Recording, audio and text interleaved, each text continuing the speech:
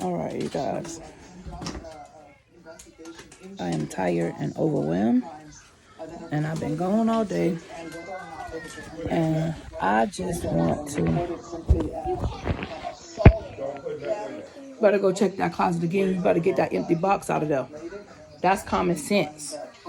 I just want to breathe. Just this week, we heard the former president continue. You better get all that trash out the floor and put the top on that bucket. Davis said yesterday that he doesn't believe phrases like Kung Flu or China virus are connected to this rise in attacks. Representative Opposite Chip Roy brought up the idea of lynching as a favorable thing about my hair rebraided. And what was supposed to be a hearing on Asian American hate, especially from public officials like this. I mean, words matter, it seems, particularly at a time like this. Words matter. Frankly, you know, the fact that Rodney Davis and Representative Roy would rather spend their time defending the hate-filled rhetoric of a former president disgraced with 2 impeachments instead of coming to the defense of their constituency, who are members of the AAPI community, is disgusting. And words matter. Public officials must step up and say this is not acceptable, because when you have members of Congress who say that this is acceptable, then you're just allowing the hate speech to continue, and that very quickly leads to crimes and actual violence against members of the AAPI community. You talked about feeling like an other, meaning other than American. I'm wondering if you can talk about your experience. It seems to me, in this day and age, otherizing people is it seems like it's only growing. It is only growing, but it is the universal experience among Asian Americans and Pacific Islanders here in this country.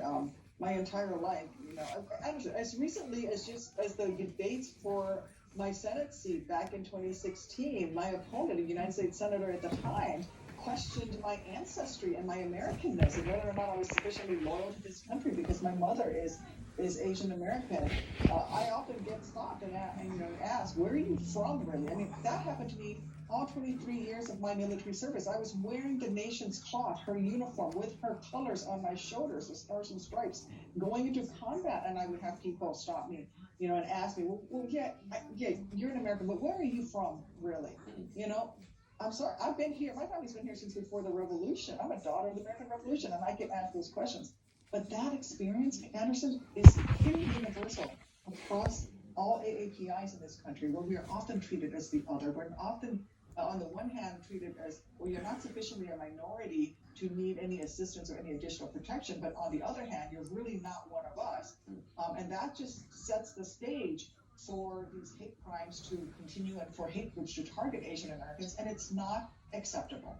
Senator Duckworth, I really appreciate your time. Thank you. Thank you. Not quite sure Well, still to come tonight, what this lady is talking about, but CDC in Atlanta, which also released new guidelines she's talking about Asian. What about the blacks? We go through it every day. But I'm getting ready for bed, catching up with some news before I close my eyes.